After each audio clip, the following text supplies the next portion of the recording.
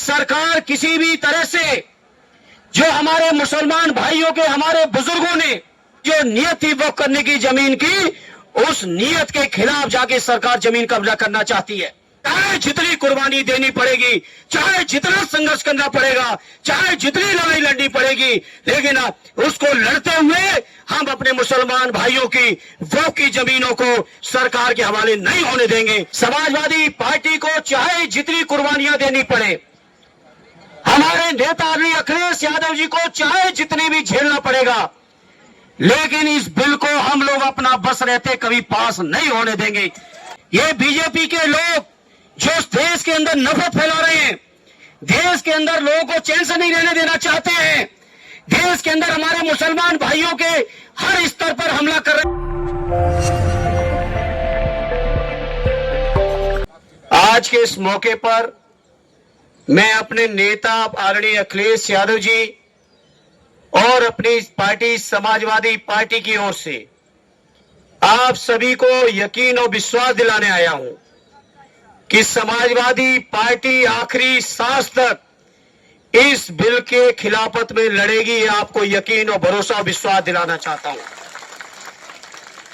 Bill के introduction से लेके, जेपीसी से लेके, जहां जहां तक ये बिल चला और जहां तक ये बिल जाएगा, चाहे संसद में दोबारा आए, चाहे न्यायालय तक जाना पड़े, हर स्तर पर समाजवादी पार्टी आपके हर फैसले के साथ मजबूती से खड़ी है साथियों।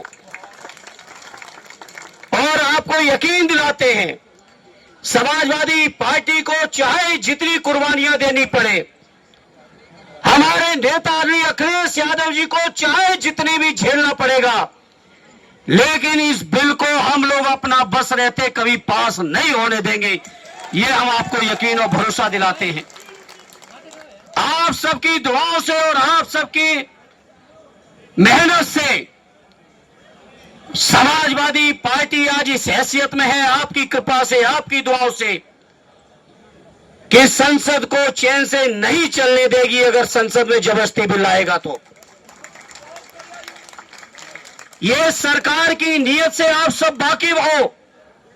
ये सरकार किसी भी तरह से जो हमारे मुसलमान भाइयों के, हमारे बुजुर्गों ने जो जमीनें वक्फ की हैं, चाहे इबादत गाहों के लिए की हो, चाहे शिक्षण संस्थानों के लिए की हो, चाहे कब्रिस्तानों के लिए की हो, चाहे समाज के और तमाम जरूरतों के लिए की हो, उनकी जो नियत थी वक्फ करने की जमीन की, उस नियत के खिलाफ जाके सरकार जमीन कब्जा करना चाहती है। सरकार को पता है कि रेल और रक्षा के बाद अगर सबसे ज्यादा कहीं जमीनें हैं तो हमारे वक्फ बोर्डों के पास हैं। ये बीजेपी के लोग जो देश के अंदर नफरत फैला रहे हैं, देश के अंदर लोगों को चैन से नहीं रहने देना चाहते हैं, देश के अंदर हमारे मुसलमान भाइयों के हर स्तर पर हमला कर रहे हैं, चाहे उनके शिक्षण संस्थान हो, चाहे उनका रोजगार हो, व्यापार हो। अब तो हद हो गई जब उनके द्वारा वक्फ की हुई जमीनों पर भी इनकी नियत है। तो मैं आदरणीय अखिलेश यादव जी की ओर से, समाजवादियों की ओर से आप सबको यकीन दिलाता हूं, हर स्तर का संघर्ष करेंगे, इस बिल को वापस करा के छोड़ेंगे। ये मैं आप सभी को यकीन और विश्वास दिलाना चाहता हूं।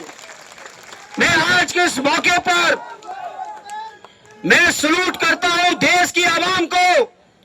हमारे उत्तर प्रदेश की जो सरकार थी, देश की जो सरकार थी, इसकी नियत नहीं थी कि होली और जुमे के दिन कहीं अमन चैन रह पाए। लेकिन मैं सलाम करता हूं देश की आवाम को कि लोगों ने जो भाईचारा, जो मोहब्बत, जो आपस में एकता, प्यार दिखाया है, उससे सरकार की नियत को पूरी तरह से धता बताते हुए ये साबित कर दिया। जिस तरह से हमारे बुजुर्गों ने देश को आजाद कराने में, देश के लिए गर्दन कटाने में कहीं कमी नहीं रखी, उसी तरह से हमारी आज की पीढ़ी देश में अमन और चैन रखने में अपने हर स्तर की कुर्बानी देके भी प्यार और मोहब्बत को बढ़ाने का काम कर रही है। इसलिए आज इस मौके पर चूंकि बहुत सारे लोग आए हैं, हम ज्यादा समय नहीं लेंगे। इस मौके पर मुस्लिम पर्सनल लॉ बोर्ड के आरिफ खालिद साहब से लेके मौलाना उस्मानी साहब से लेके सभी सम्मानित पदाधिकारियों का मैं शुक्रगुजार हूं कि उन्होंने मुझे मौका दिया अपनी बात को रखने का, और इतने आवाम के बीच देश की मीडिया के सामने एक बार फिर आदरणीय अखिलेश यादव जी की ओर से आपको यकीन दिलाते हुए, चाहे जितनी कुर्बानी देनी पड़ेगी, चाहे जितना संघर्ष करना पड़ेगा, चाहे जितनी लड़ाई लड़नी पड़ेगी, लेकिन उसको लड़ते हुए हम अपने मुसलमान भाइयों की वक्फ की जमीनों को सरकार के हवाले नहीं होने देंगे। ये आपको यकीन, विश्वास और भरोसा दिलाते हुए एक बार फिर सबका शुक्रिया अदा करते हुए अपनी बात को विराम देता हूं।